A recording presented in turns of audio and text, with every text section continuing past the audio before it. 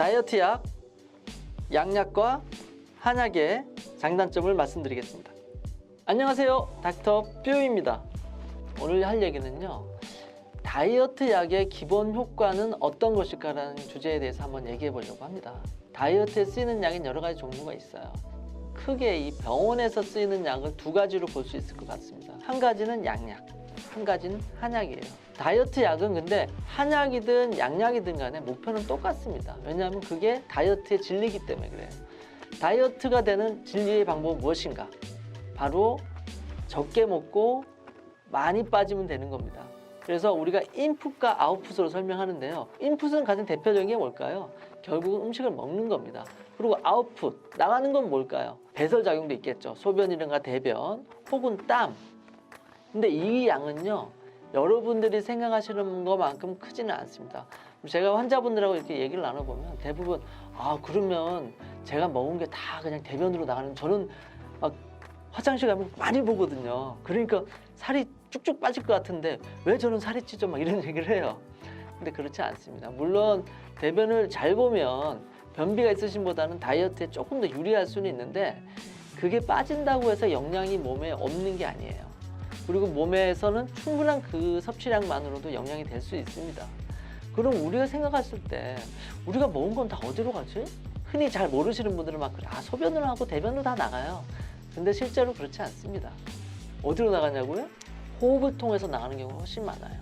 지방이 분해가 되면 대부분 대사 과정을 거쳐서 기체화됩니다. 그리고 몸에 어떤 성분으로 되어서 대부분 땀이라든가 호흡을 통해서 밖으로 배출되게 되는 거죠. 그러니까 생각보다는 대소변 배출량이 아주 많다고 볼 수는 없어요. 그래서 우리가 아까도 말씀드렸지만 나가게 된다는 거는 몸에서 대사가 활발해지는 게 훨씬 더 중요합니다. 그 중에서 대표적인 게 사실은 체온이에요. 그래서 우리가 흔히 음식을 적게 먹게 되면 대사가 훅 떨어지게 되는데 그때 느끼는 가장 큰 증상이 뭐냐면 체온이 낮아지는 증상을 느끼게 되는 겁니다.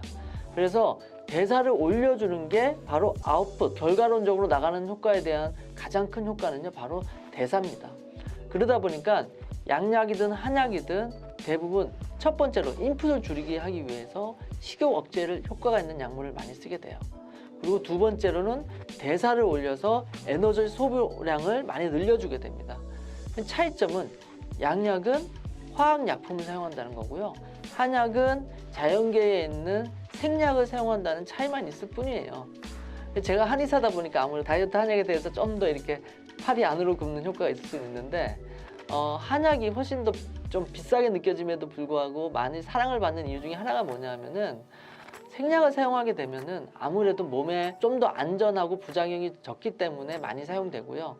반면에 양약은 장점이 없느냐? 그렇지 않습니다. 양약에도 장점이 있어요. 뭐냐면 한약재마다 다 다른 효과를 발휘하는 경우가 많고 그게 장점이 되기도 하지만 스탠다드화 되어 있지 않다는 점이 단점이 되기도 합니다. 근데 양약은 딱 정제된 정확한 양을 복용할 수 있는 장점도 있습니다. 반면에 이게 또 단점이 될 수도 있어요. 무슨 말이냐? 복용이 너무 쉬워요. 그러니까 양약은 쉽게 먹을 수가 있거든요. 우리가 환자분들하고 얘기를 해보면 흔히 껌 씹듯이 먹는다 그래요. 그래서 그냥 툭 먹는다는 거예요. 이렇게 습관적으로. 그러다 보면 너무 습관화되고 중독이 되는 경우도 많아요. 그래서 끊지를 못해요. 반면에 한약은 먹는 과정이 좀 힘들죠. 맛도 좀 쓴 것 같고 번거롭기도 하고 이런 단점이 있는데요.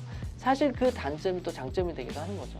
먹기 힘들고 맛이 조금 역하게 느낄 수도 있고 쓰다고 느낄 수도 있다 보니까 쉽사리 중독되지 않아요. 그러다 보니까 딱 다이어트가 끝나면 쉽사리 끊습니다. 반대로 말하면. 이게 오히려 장점이 될 수도 있는 거죠. 그래서 다이어트 한약의 기본 목적은 바로 이 두 가지로 보시면 됩니다. 식욕 억제와 대사를 증진시키는 것. 이 두 가지 효과를 얼만큼 부작용 없이 다이어트 치료에 활용할 수 있느냐의 문제라고 보시면 되고요. 이걸 또 반대로 생각하면요. 한약이든 양약이든 쓰지 않고 스스로 이렇게 하시면 됩니다.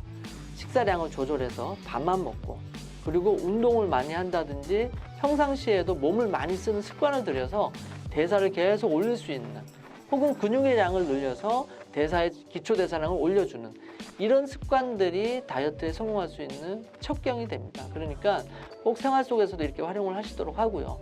한약과 양약의 장점을 잘 활용하셔서 다이어트에 성공할 수 있기를 오늘도 제가 기원해 드리겠습니다.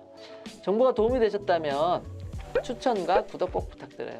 구독을 해주시면 하루에 1kg씩 살이 빠질지도 모릅니다. 네, 안녕.